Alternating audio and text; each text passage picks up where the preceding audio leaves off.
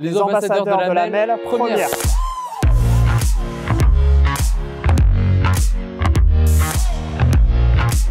Salut les copains, c'est Pierre-Ambroise Boss.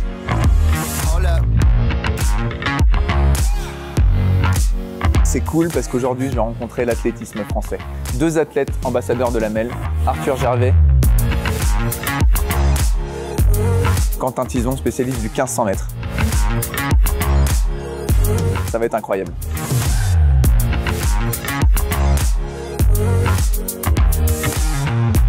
Alors raconte-nous un peu comment t'es arrivé à l'athlétisme. Je faisais du foot un peu comme tous les jeunes, on va dire. Quel poste?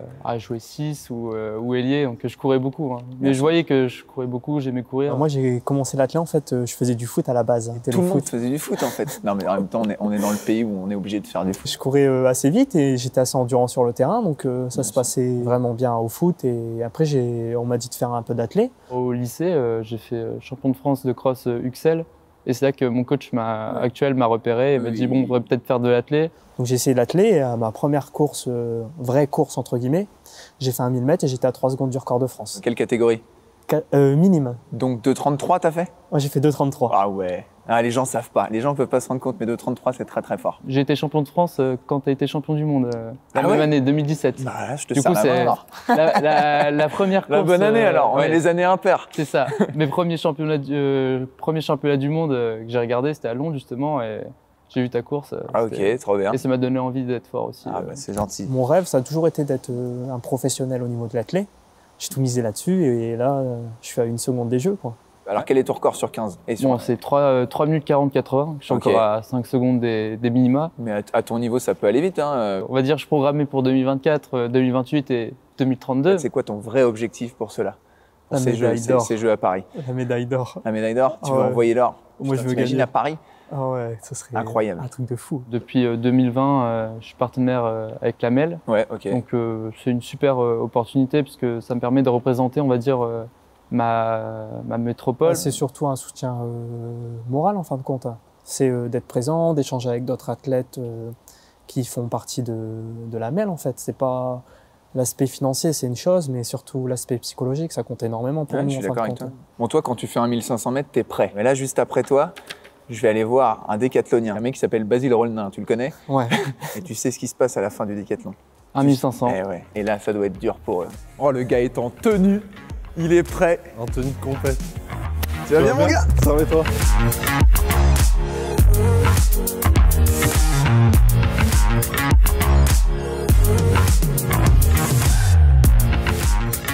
J'ai commencé super tôt l'athlétisme, j'ai commencé à 5 ans parce que mon grand frère et ma grande sœur en faisaient. J'ai toujours eu ce truc un peu pluridisciplinaire et qui m'a très vite attiré vers le décathlon. Ce qu'on aime dans le décathlon, c'est qu'il y a plusieurs profils. Tu serais plus sauteur et coureur, si j'ai bien compris, et lanceur, si j'ai bien compris. C'est ça, c'est exactement ça. T'es fort au disque, voilà, les lancers, les sauts, c'est mes points forts. Mes points faibles, c'est un peu plus...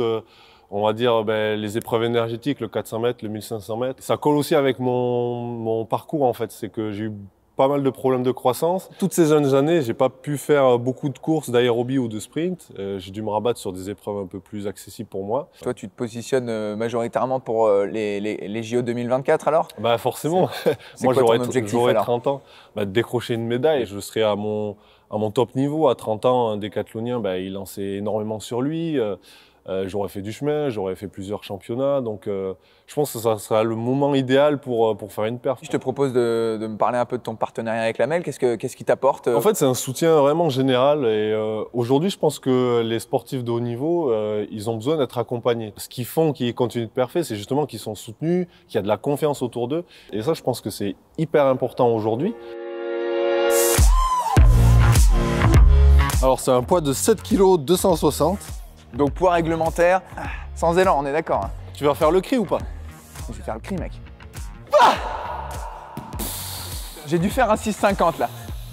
Mais je crois que j'ai fait la même perf que quand j'étais poussin. Belle progression depuis toutes ces années.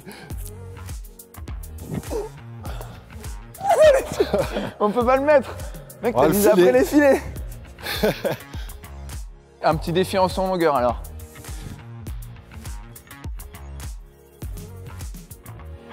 C'est beau. Sur 4 foulées, c'est parti.